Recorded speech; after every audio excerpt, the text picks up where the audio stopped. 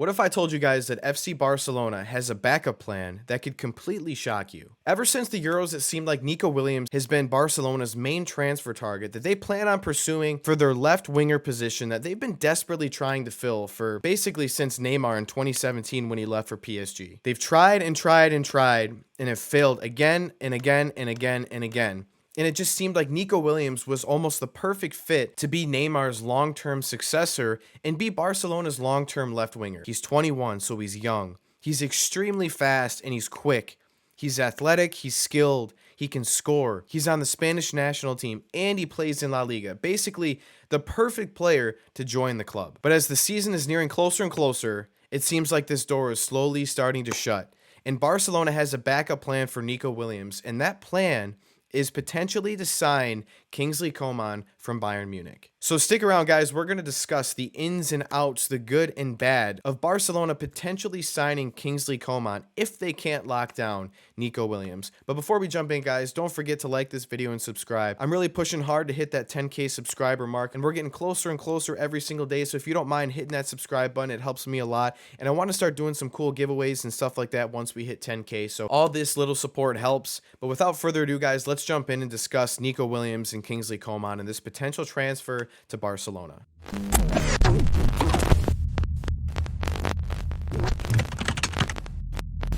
So before we jump in and talk about the good and bad of Kingsley Coman, briefly, I just want to discuss kind of this unfortunate situation in the overview of potentially why Barcelona might have to go this route. First, there is some interesting news regarding Nico.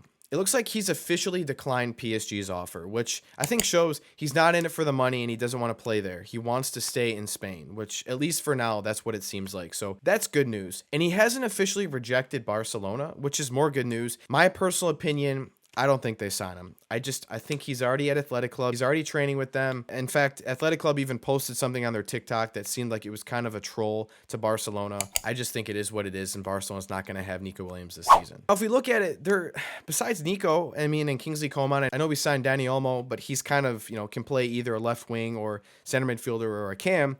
There really weren't that many other options, right? Potentially Kvaratskhelia, maybe like Martinelli was a name that was thrown around, and then Luis Diaz. But Napoli's not getting rid of Kvaratskhelia, especially if Victor Osimhen left. Do we really want Martinelli? I really didn't want Martinelli. And then Luis Diaz, who I would have been open to if they can't sign Nico.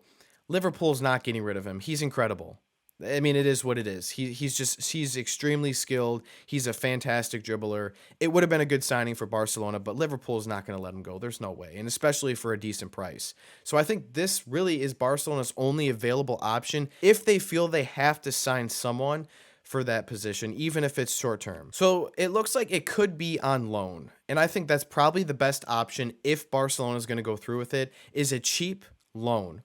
And let's get into the good and bad, but I think if they're going to make this signing, before we even talk about the good and bad, do not purchase him because it looks like his release clause is around 50 million. Absolutely not. Cheap loan for a year. Then, okay. But anything else, I think it's too much. So why would Kingsley Coman? Why is this a good transfer? And I think there's a few reasons why. So first and foremost, I don't want to call him a big game player, but he's shown in a couple big matches, specifically the Champions League final against PSG, scored the winning goal. That's important. Big game player. He came up big and scored a winning goal in a huge Champions League match. And, again, I want to take this with a grain of salt because one goal or one play should not define who you are as a player or your career, right? I think people overinflated and overrated Mario Götze because he scored the winning goal in the World Cup in 2014. It was a great goal and it was a huge goal, but he was always just a good player. I never thought he was as good as people thought. Same thing with Kingsley Coman. He's a very talented player. You can't deny that. But, just because he scores a winning goal doesn't mean he's a fantastic player. But it just shows he can be important in these big matches. Now, another reason is he is versatile, right? He can play on the right and he can play on the left, and he's extremely quick, fast. He's so skilled. He's got great footwork, and he's going to provide a ton of support to our other attacking players. And I think him playing at Bayern, obviously, big club, one of the best clubs over the last several years, over 10 plus years, right? They've been fantastic. Played under Flick when they won the Champions League, played with Lewandowski for several years. So he already has chemistry with the manager and Lewandowski, and he's going to know what to expect from, an attacking standpoint, tactic standpoint. He's going to know how Flick approaches the match, and I think that's important. Another reason why I think that Coman to Barca could be good is because it does provide more depth. I'm not going to say he's going to start right away, but it provides a lot of support, whether you want to start, replace him with Lamine Yamal, or if you want to start Rafinha and give Rafinha a break, or if you want to start Kingsley Coman, you can do that. But he's also 28 and he's proven he can play on the French international team, on the big stage with Bayern Munich. And he's proven he can play, right? So it's not like he's some young player or a player that's come from a smaller type team that is going to be nervous to step into this huge environment. He already has the experience, so that alone, I think, is good news as well. Now, why could this be a bad move for Barcelona? Now, first, I want to talk money because I kind of touched on that before we jumped into the good and bad. But if this is a short-term loan, like 1 year, it's not a huge salary that we're paying him, I think it's fine. I'm not 100% on board, but I think it's okay.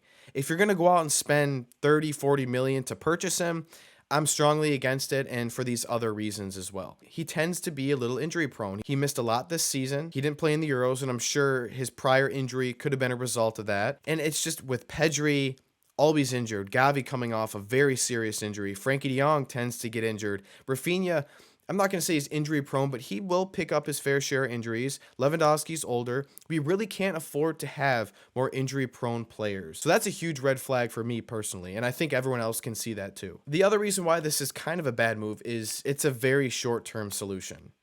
Even if they were to purchase him, you can't plan your future around Kingsley Coman. And again, because he's injury prone, he's 28. Just between those two things alone, it's already a red flag. I don't want Barcelona to stop looking at the future and potentially looking at other players because they sign Kingsley Coman, who is an extraordinary talented player.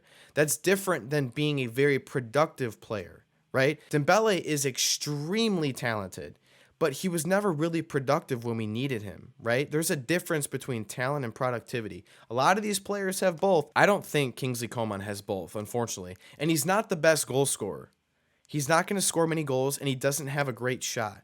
So our best bet is for him to stay healthy and for our incredible midfielders to utilize him, Ferran Torres, Rafinha, Lamine Yamal, Dani Olmo, and use their pace and speed, play these through balls. Let them run in behind the opponent's back line and try and play on these through balls because that could be very, very dangerous, and I hope they start doing that. But these are the main reasons why I think signing Kingsley Coman is good and it's bad.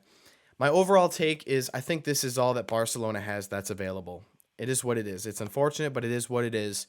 And I'm for it only if it's a cheap loan. There's too much risk. It's too much of a risk-reward situation to be throwing around this money, especially if they're going to purchase him. I'm against that because you don't know what you're getting, unfortunately. From an athletic standpoint, it's good because if you have athletic players and you have a great coach, Real Madrid has proven that you can win. A great coach with athletes fixes everything. We are long gone of the best football team is going to win the league or win matches or win the Champions League. We don't see that as much anymore, which is why the best managed teams with very good players but athletic players seem to do very well. So he's an athletic player. He's quick. He's fast. Looks like Hansi Flick knows what he's trying to implement at Barcelona. It could be good. I guess we'll wait and see. This has to happen pretty soon because obviously the season's going to start in about a week or two.